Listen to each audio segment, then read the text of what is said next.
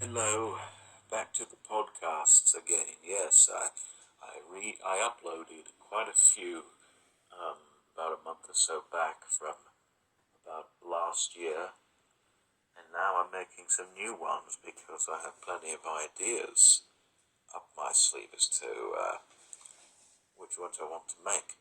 But I've been meaning to make this video here for quite a while because it was something that was on my mind for years, and especially of late it has been, and also because I recently done my library tour, the topic seems to grow ever more evident, I suppose, in my mind. And the topic in question is the reason I am not a full-fledged booktuber. As you know, I do quite a bit of stuff with books on this channel, be it reviews or hauls or just talking about literature in general and such and all that, and really tend to do it. That seems really to be one of the primary focuses of this channel. Yet, for some reason, even though I do this stuff, I don't find myself to be at all in line with anything these booktubers do, and don't consider myself a booktuber at all. And you might be wondering, what are the reasons behind this? Well, the first one is, I do more than just discuss books on my channel. Obviously, as you've seen throughout the years, I do plenty of things. I do album reviews. I do Snack in the Stories. That's my most popular series at the moment. Well, it's not my most popular series. It's certainly my most long-running series, or longest-running series. I do just like general, like little fun videos, for instance, with like the Stretchy Wrestler. I do the DSI files. I do plenty of other things. This channel is very eclectic in nature, and I want to keep it that way, just so that, there's something interesting for everyone on here. You don't have to like books to like my channel or watch my channel. You don't have to like stories to watch my channel. You don't have to like music or whatever. I do something for everyone. So that's one reason I'm not strictly relegated to talking about books. Another reason why I am not a full-fledged booktuber is because I don't read much of what is read by other members of the community. I find that much of what is read by people in the BookTube community to be a very vexing matter indeed. And as you've seen from obviously my book reviews and my recent library tour, my literary tastes don't really seem to coincide with theirs. You might have observed that my reading material consists primarily of quite a bit of high literature, a lot of classics, very little contemporary literature, mostly books that have been published within the last 100 to 150 years. Seems to be my usual reading material.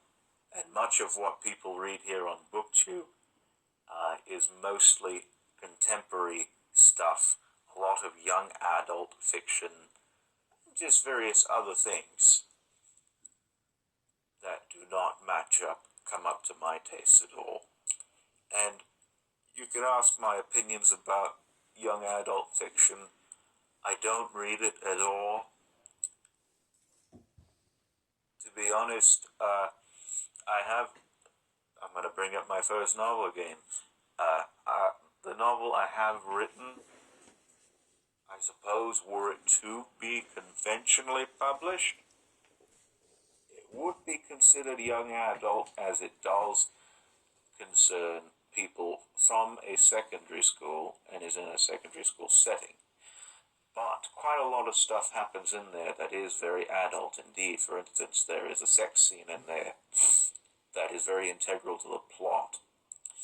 And also, the main character is very hypercritical and very vehement in his disgust towards this girl whom has tormented him throughout his years in school. Near the end of the book, and it's very pessimistic and all that. That I don't understand how any teenager could possibly read and understand it. It's written in far too adult a style, is what I'm saying. I took keys from when I did write that book, and I will talk about this book here in a future installment, in a future podcast.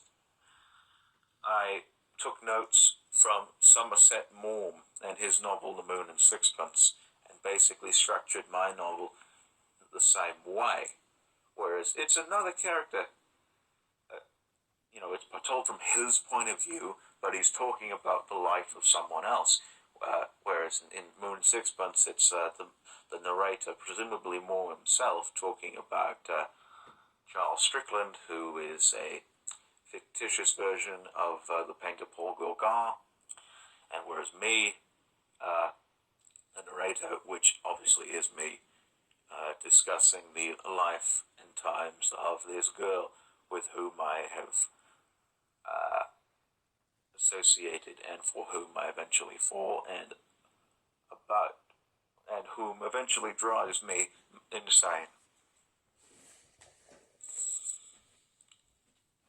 And much of young adult too, I find, not only is not the highest quality, but really doesn't seem to have that really deep, complex themes of philosophical pontifications or just statements or whatever about them. I remember reading, when I enunciate reading, I mean that I took out the book, I stared at the page for a minute or two, and then I turned the page just to satisfy the need of teachers who require you to read in sustained reading periods. This is before I actually learned to read for pleasure. But I used to read these books in the series called Dork Diaries, and those seem pretty puerile looking back on them. They were basically about a teenage girl, I think, and basically her life through high school. It was written it was like the diary of the Wimpy Kid, but instead it was, I think, it was better illustrated.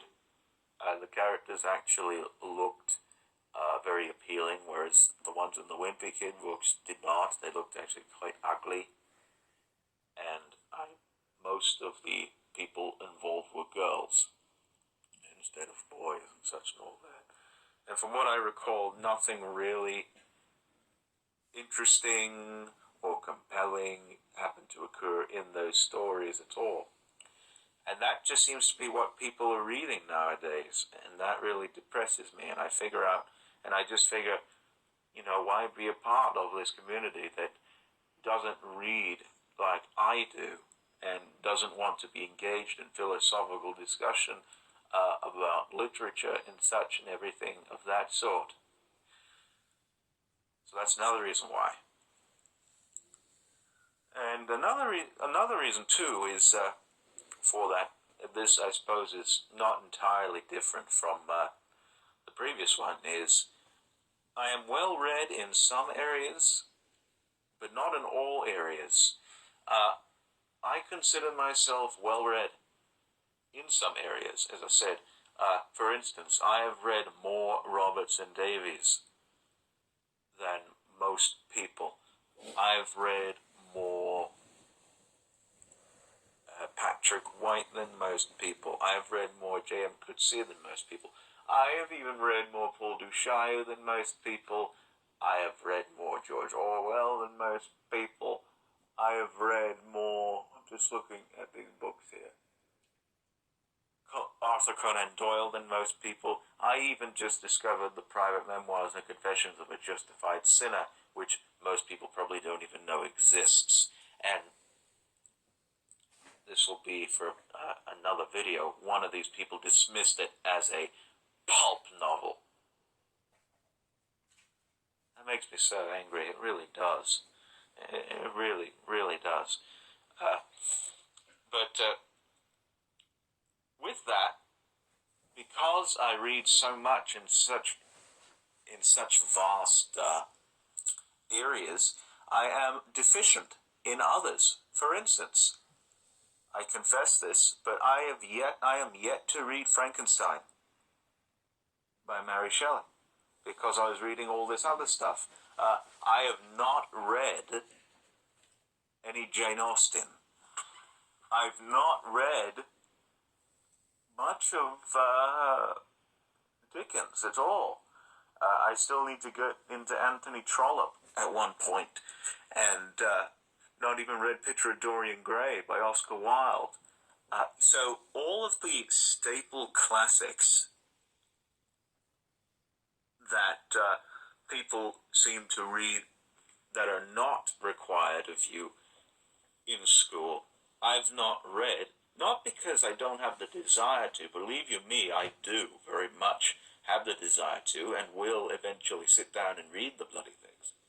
It's just that I've read more uncommon and, to be honest, what I think more interesting pieces of literature than those. And I really would like to discuss more interesting pieces of literature than those. I'd rather, to, I suppose, use a musical metaphor, I like to discuss the deep cuts rather than just the greatest hits on my channel. And I've pretty well done that in all my book reviews. And if I ever start doing those again, I will eventually talk about some of these books that I have read, and we'll discuss why it is that they're very good, etc. So,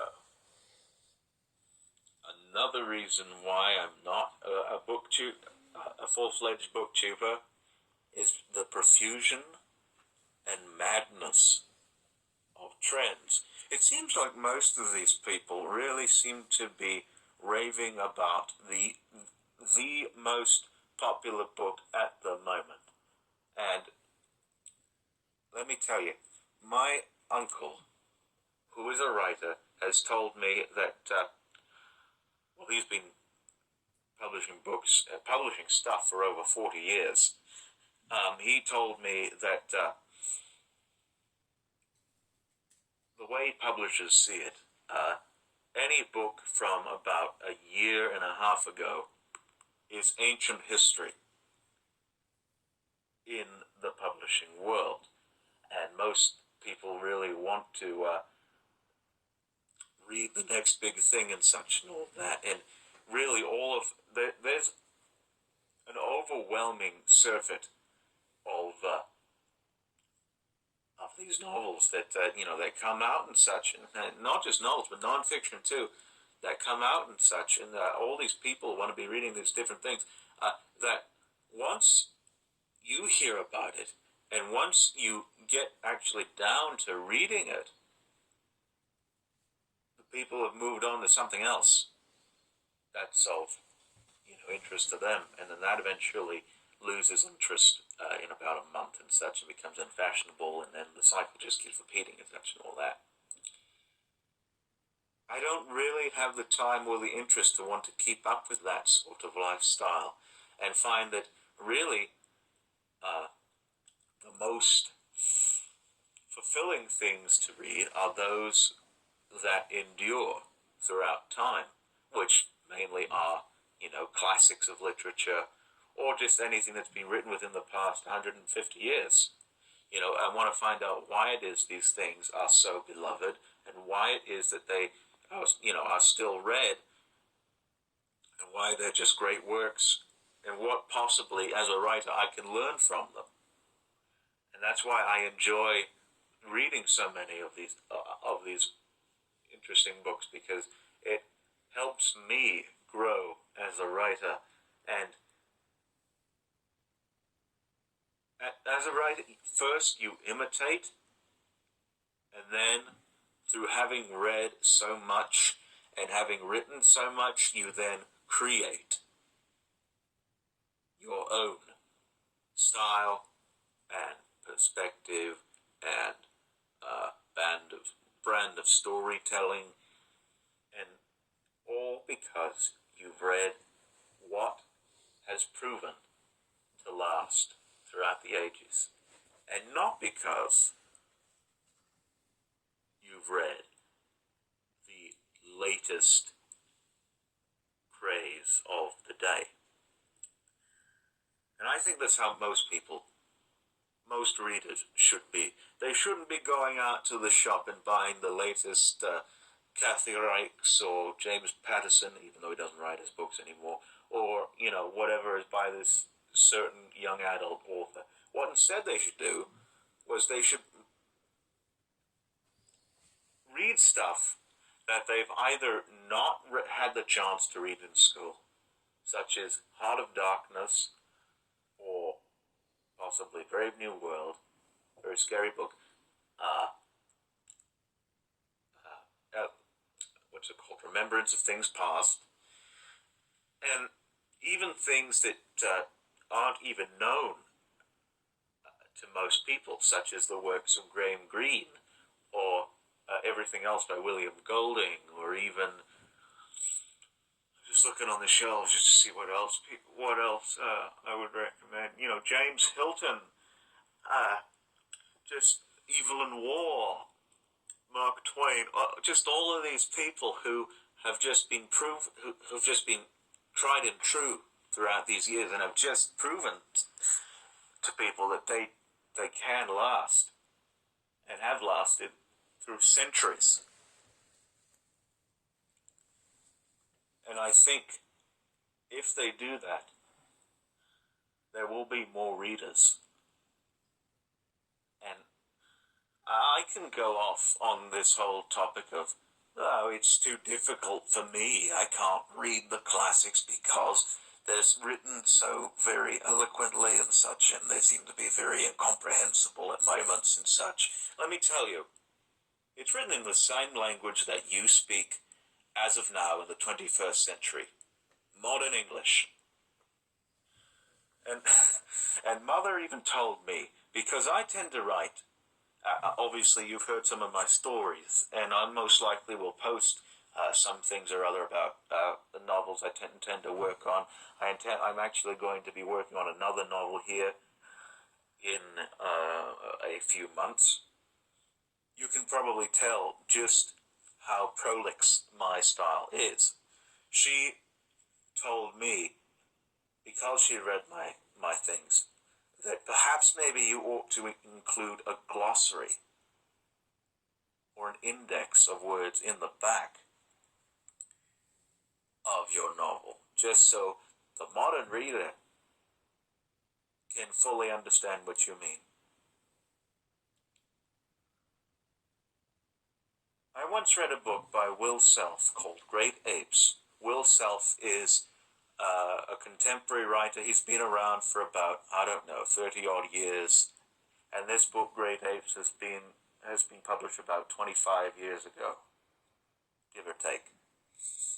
There were more words in that book that I had to look up than there were in the entirety of Arthur Conan Doyle, than in the novels of E.M. Forster, than in most of what is written in Edgar Allan Poe, than Lovecraft, than anyone who has come before Self centuries ago. I think I'll fit in rather well, thank you very much. I don't mean to sound arrogant or even pompous at all, but that's yet another reason why,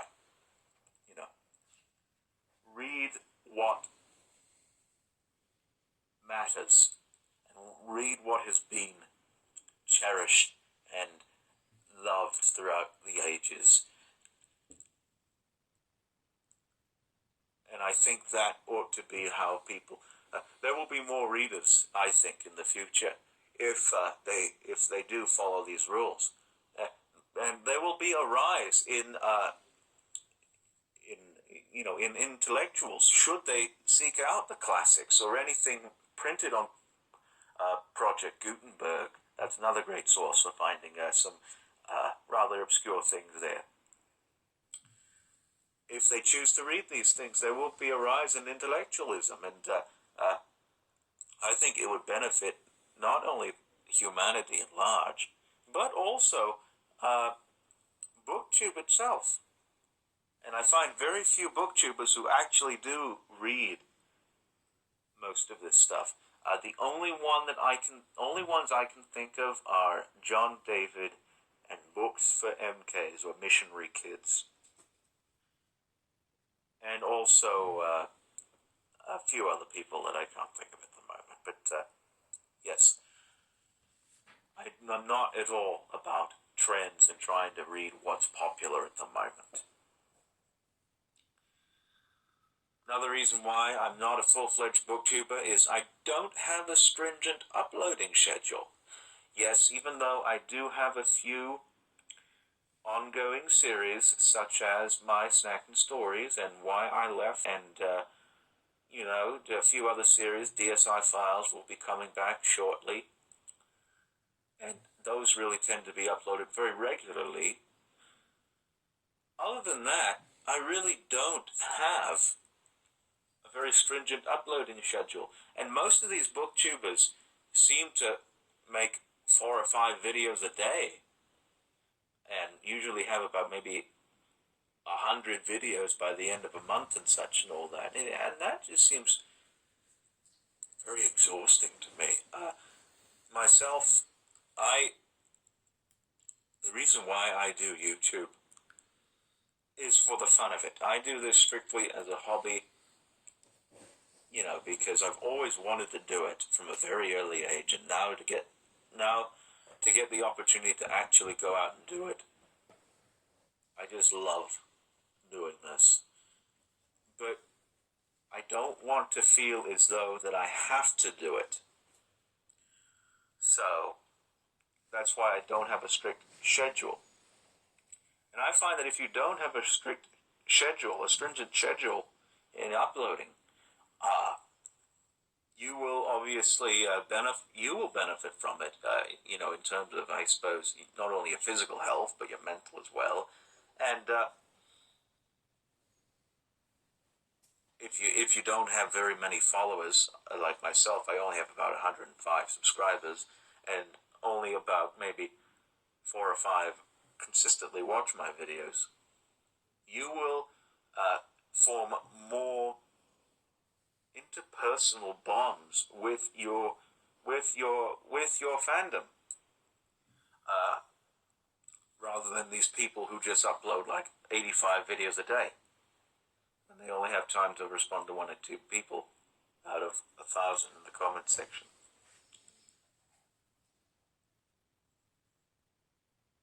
I don't have a stringent upload schedule, other than those, as I said, those series that I do. I really don't plan to do anything else that is on a weekly basis. Once this series I'm doing right now wraps, and once I run out of Snack and Stories for a good while to tell, I'll most likely upload things whenever I would like, whether that be once a week, or once every 2 days, or once a month. Whenever I tend to want to upload these things, I'll do that, and will most likely, just continue doing that, because that's just how I operate. So that's the reason. Another reason, and I'm going to try not to get emotional over here, but another reason why I am not a full-fledged booktuber is because of the late, great Reamsey. Now, most of you probably don't even know who in the world Reamsey is or even was. Reamsey was a man who was he wasn't at all a conventional booktuber. He mainly he talked about far more than books. He talked about music, he talked about art, he talked about occultism, he talked about tarot cards, he talked about all sorts of things, religion, all sorts of things. And was just so eclectic in his ways. And he was just so influential on me, or to me. He was actually the one who caused me to buy all these Eastern presses. He's the one who told me about he didn't tell me, he didn't know me personally, but he informed me about them through his videos. A lot of what I have read, if I can think of anything at the moment.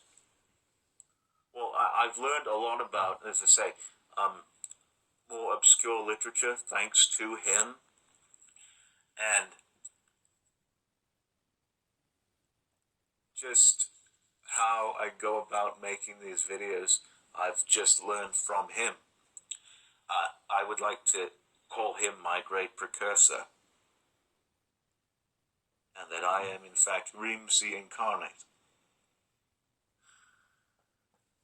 And he was never a booktuber. I don't believe he ever did a tag, and I've never done a tag. And it just,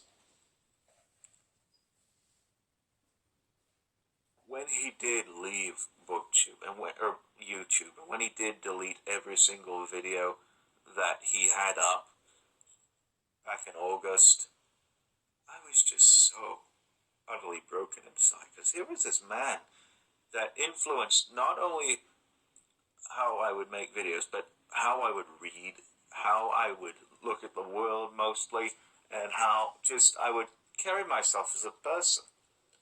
It was so tragic to see him go. And yes, I know he is on other websites like Dailymotion or however, but I really don't have an interest in watching what he has out there. But I feel like I'm really imbuing himself in me in continuing in making these videos. And if I were to be a conventional booktuber, I wouldn't be doing that at all. As you see, you know, if you study my videos, most of my videos seem to be in a similar style to his, especially my earlier, more experimental ones from 2018. Just look back at those, and you'll see quite a few elements of Reamsey in there. He was just so alarmingly influential, profoundly influential, that I don't think I could emulate anyone else, and would not want to really do any of these things that other booktubers do, which segues very nicely into my next reason. I don't want to feel obligated to do things I don't want to. Yes, I don't. I have never done a tag on this channel in my life, and I don't feel as though that I will be doing one. I have written one up. It's basically a funk music book tag, where I take various musical groups and try and name books in a similar style to them and such and all that. You know what tags are, but I might post that and I might not. But I've never done a tag at all. And I've never taken part in readathons, and I have never at all really communicated with anyone outside of, just my few people here, such as Ahab and Guntik and Logan and Milkmers and all these other Michael Keller, all these other people who tend to follow me. And as I said, I do more on here than just talk about books, and I really don't want to oversaturate my channel with just book stuff, because some people don't even watch my videos, or some videos of mine don't even get watched. I mean, they do, but I don't know. It's just, I always want to have something interesting going on. I don't want to feel as though that I have to do something on here, if that makes any sense. So that's another reason why. Okay, we're getting near towards the end here. I've got about 5 reasons left. No, 4 reasons left, pardon me. Another reason is because people who are dead don't stay dead. If you don't know what I'm talking about, many booktubers, for instance, wrote somewhere from Belgium, Nicholas Hoard, who wasn't technically a booktuber, he was basically a professional book reviewer of Canada, and what's his name, Emmanuel Pagan, from somewhere or other, who actually just released a testimony not too long ago on how he found the Lord Christ and kicked narcotics. Most of these people, and I find this a lot with some contemporary booktubers as well, what's it called, Pens and Books, I think.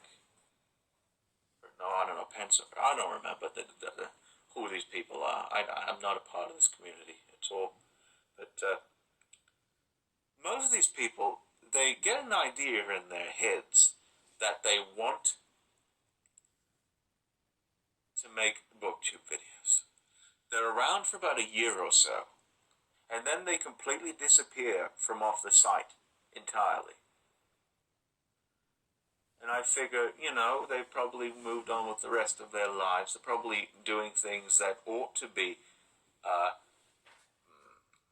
that ought to take precedence in their existence over this stuff. And they're most likely making something out of their lives that they find very fulfilling and such, and they're very glad to be doing this sort of thing.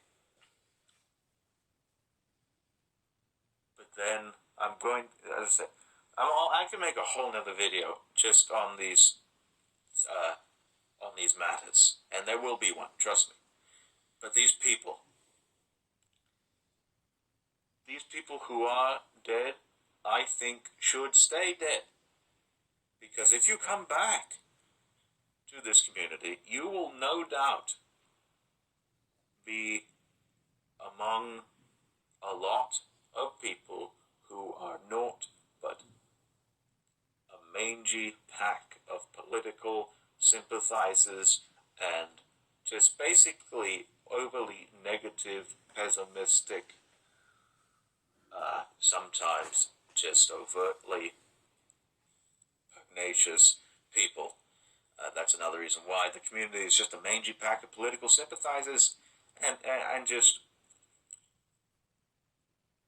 negativity. I will talk about this here in another video that I intend to release called Why BookTube Needs to Die here pretty soon. But another reason is because the cruelty I see in this community from many people in it, especially within this last year and the year before. A lot of these people tend to be overtly political in their videos, and yes, you could say that that is political art, but very often political art is more political than art. And if you want to get your message across, do it either through satire, such as $10 Slimer, or don't do it at all. One of the big figures in this whole thing is Edward Lorne, who my friend Logan talks about extensively.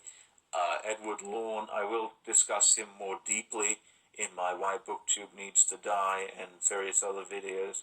but essentially he is a writer who started a BookTube channel and has some very controversial opinions about most things. He hates all classic literature.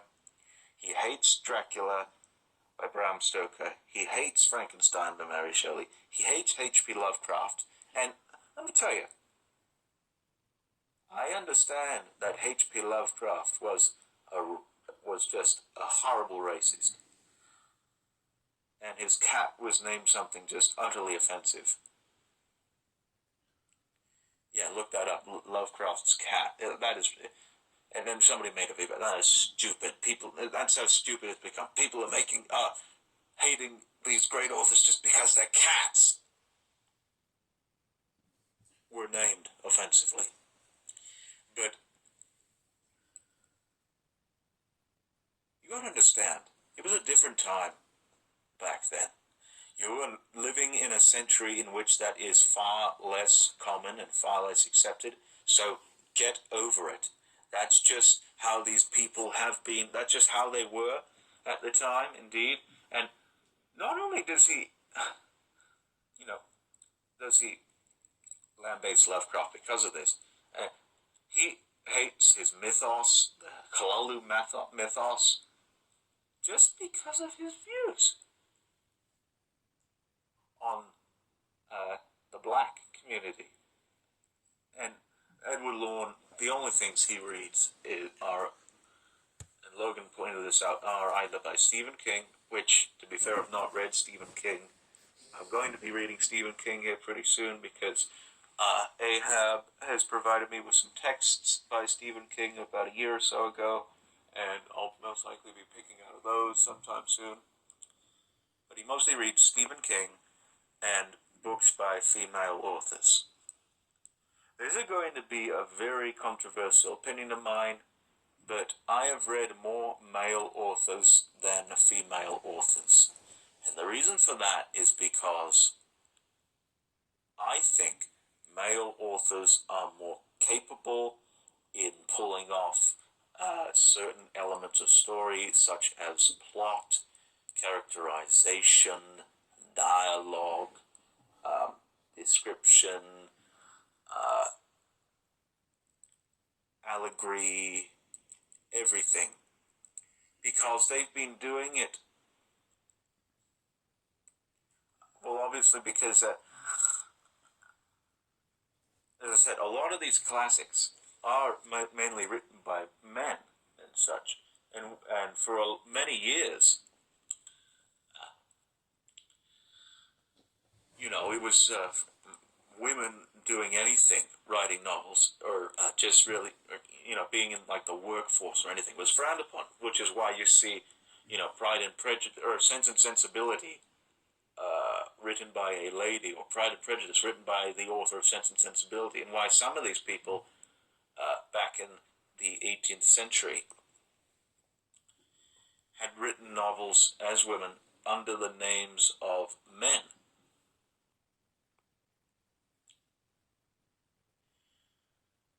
And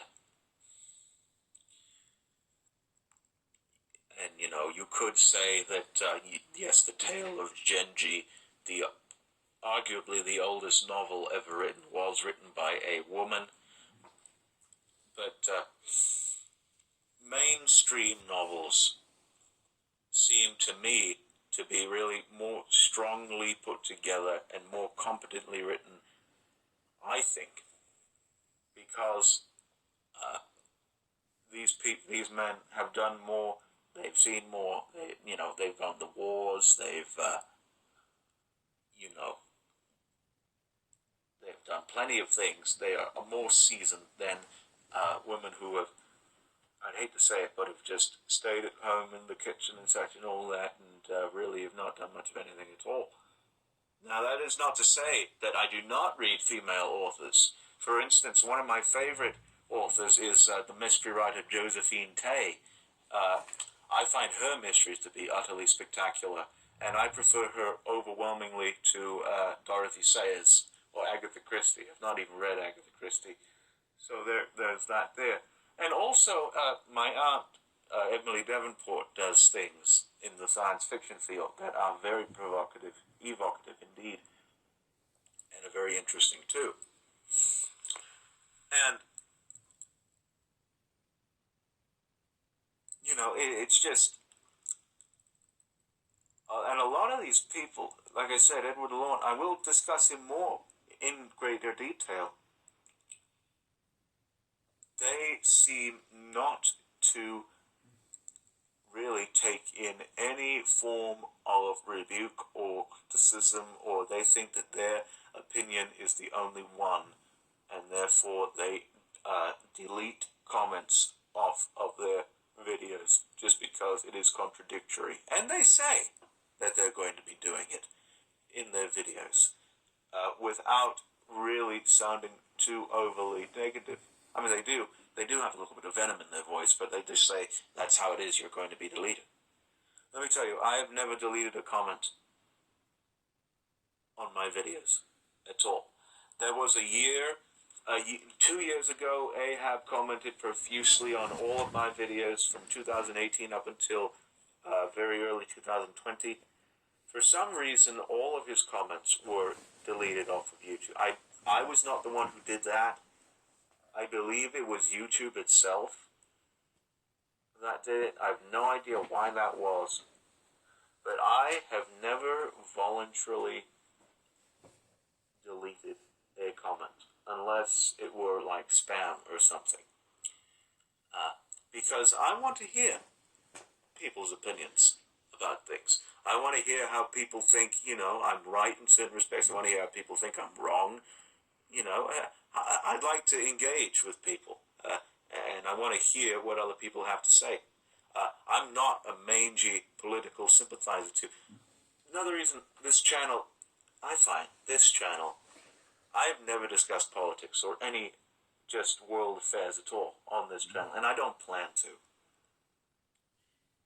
Because I find that this channel, within the great just smoldering wasteland that is YouTube now, I find that this is a safe haven where people can go to get away from the travails of this world, and can just for however many minutes just escape into something that really doesn't have at all a context, and just be entertained.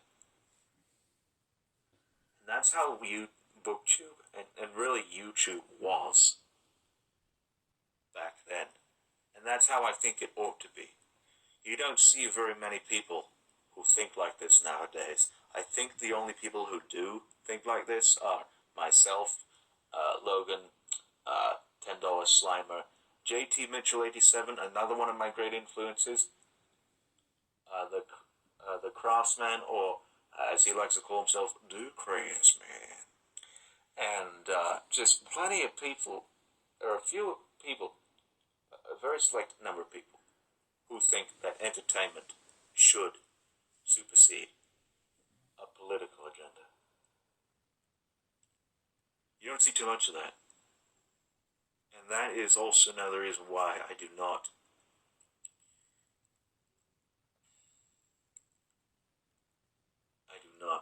partake in BookTube. And this next reason here, the second to last reason, is not wholly dissimilar from the last one, or the previous one. It's the inability to express what is truly on your mind, particularly regarding one's opinions about people in the community. Another reason why I hate Edward Lawn so much, and why Logan hates Edward Lawn so much, is because he denounces all negativity towards his opinions on the channel. And believe you me,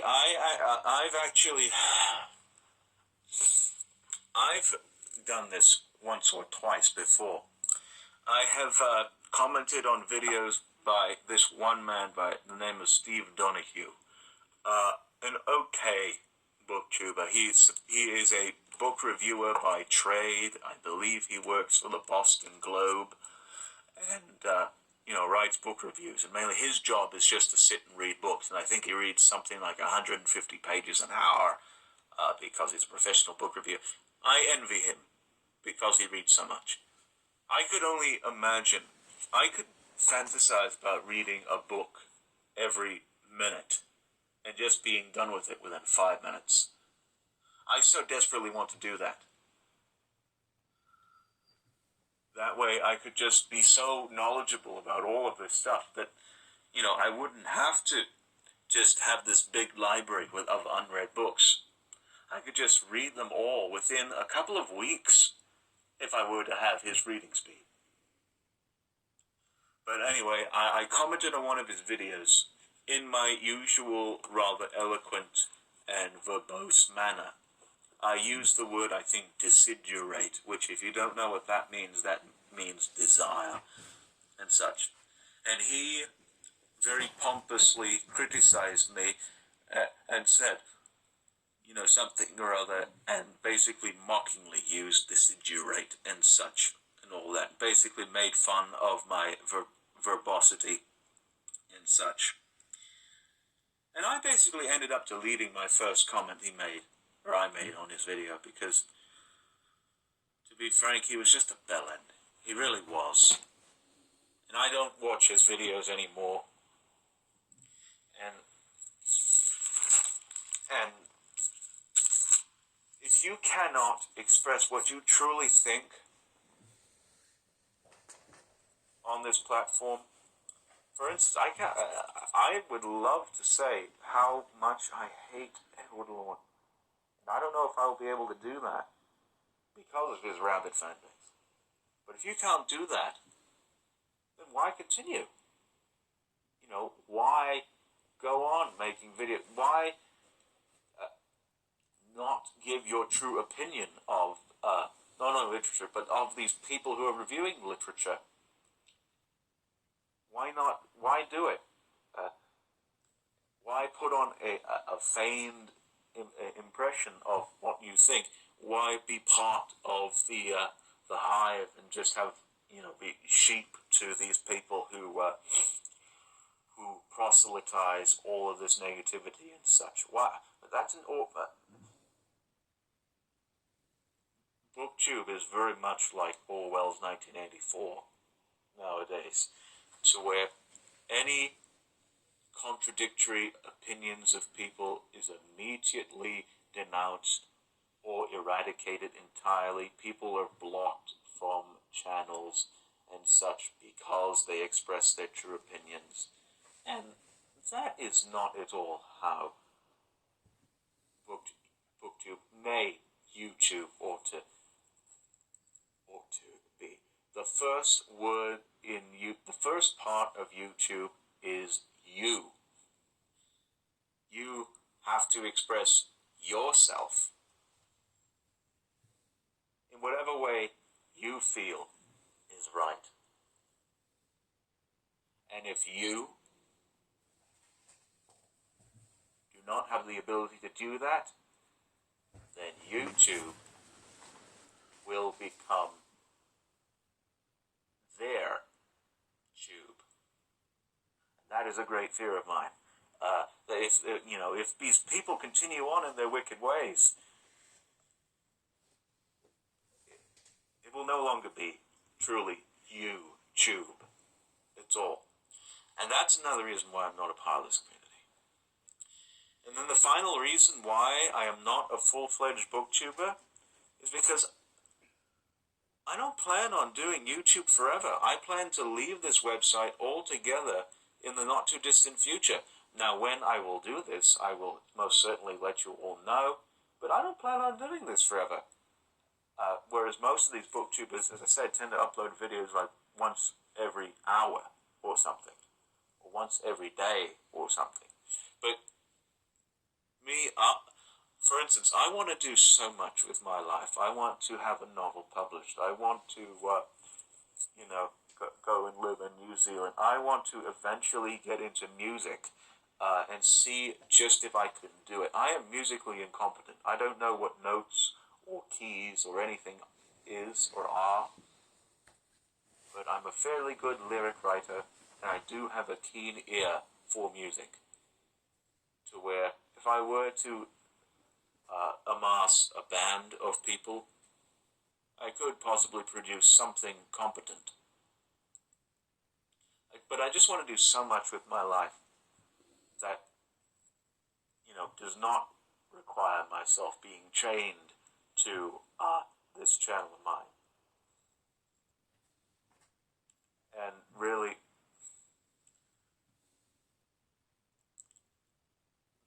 the reason why I started YouTube is because I was in a very bad place in my life. I was close to commit to taking my own life because of very personal reasons. I don't really want to discuss them right now. I'm sure I will one of these days, maybe, maybe not, but it was just a very personal reason that I didn't want to continue living anymore. But I was just so depressed and such. And when I was patrolling YouTube one day, Halloween of 2018, I realized that, hey, you can upload videos from your phone. And I've always wanted to do this, so I figured, why not? And so the first video I made was obviously myself exposing Seinfeld DVDs from secondhand charity shops and how you shouldn't buy them because they come with either missing DVDs or completely different DVDs and all that. And I've just been doing it ever since, doing these videos ever since and such. And it's just made me so happy in the wake of my destitute. When I do eventually find myself where I want to be, I will stop this. If only to see where else life will take me. But for now, I will still be here to entertain all of you and to engage in your conversations, not only about literature, but about all forms of art and just entertainment. And I will be here to watch all of your videos and support everything you do. Most of these booktubers will not be like me. I am not a booktuber, and I've never considered myself one. I don't plan on considering myself one. And these are the reasons why I am not a full-fledged booktuber. And I will make more videos on this matter here in the future, but I wanted to get these out of the way. I hope you enjoyed this video, and we will see you next time. Cheers.